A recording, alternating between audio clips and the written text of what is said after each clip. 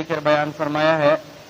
پیچھے آپ نے سنا کہ اللہ رب العالمین نے اپنی نعمتوں کو ذکر بیان فرمایا کہ اللہ رب العالمین کس انداز سے پھلوں کو پیدا کرتا ہے بے جان چیزوں سے، جاندار چیز کو جاندار چیز سے بے جان چیز کو پیدا کرتا ہے۔ پھر کس طرح اللہ رب العالمین پھلوں کو پیدا کرتا ہے، باغات کو پیدا کرتا ہے۔ پھر آپ ان باغات کو دیکھیں جن کے پتے کا کلر ایک جیسا ہوتا ہے لیکن پھل کا کلر علیحدہ ہوتا ہے۔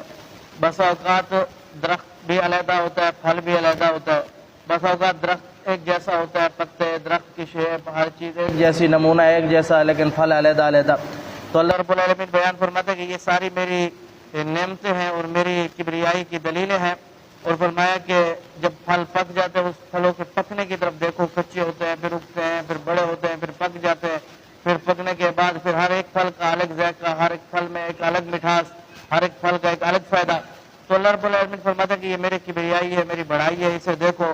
اس کے بعد اللہ رب العالمین اب یہ بیان فرما رہا ہے کہ یہ جو سارے کام کرنے والا ہے یہ کون ہے؟ ذالکم اللہ ربکم، یہی ہے اللہ جو تمہارا رب ہے، لا الہ الا ہو، اس اللہ رب العالمین کے سوا کوئی بھی عبادت کے لائق نہیں ہے، کوئی معبود نہیں ہے۔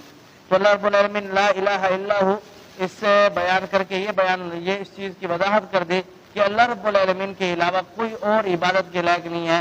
عبادت چیز کیا ہے؟ عبادت یہ ہے کہ اللہ رب العالمین، بندہ جب کوئی بھی کام کرتا ہے، کوئی بھی عمل کرتا ہے، تو اس کا نظریہ، اس کی سوچ، اس کی فکر یہ ہونی چاہیے کہ میں یہ کام کر رہا ہوں